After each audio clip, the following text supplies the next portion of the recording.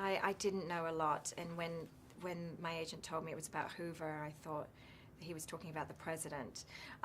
Then we, you know, he explained who it was, and I knew of him, but I certainly didn't know that he was this suspicious character who did a lot of terrible things. I didn't know that. Like you said, it's American history, and I grew up in England and Australia, so I just wasn't connected to it. Had to do a lot of research, obviously. A lot was there on the page, but then you go into, they thankfully sent me this fantastic kind of package of DVDs, you know, all kinds of things taken from YouTube. There's been quite a few documentaries made, a lot of literature available. But the hard one was trying to find information about Helen Gandy. I mean, her whole job was to be in the background. She wasn't in the foreground, which obviously Hoover was. So trying to piece together the little bits of information that were available was tricky. You know, there wasn't much focus on who she was as a person, and does she have a personal life, and what's her feeling about him. There wasn't opportunities so much to put that on the screen, but yeah, certainly interesting information for me to try and find out or make up if I can't find it out.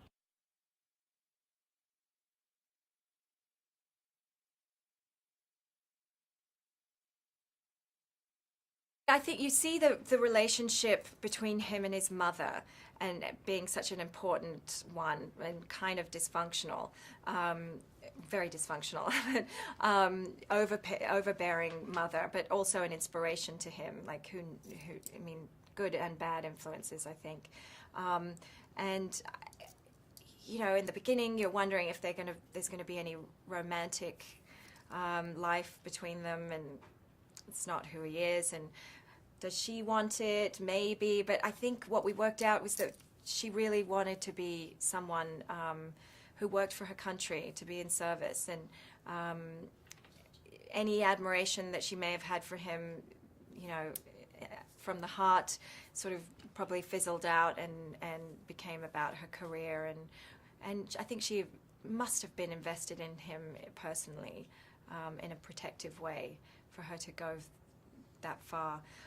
But yes, also honor her job, which was to serve her country and keep those secrets. And actually, with one thing that I did stumble across was the transcript of her testimony that I managed to get hold of from the Library of Congress, and it was, you know, quite impressive to see how she held her to her word right until the bitter end, into her 80s, you know, 5 years after his passing. So.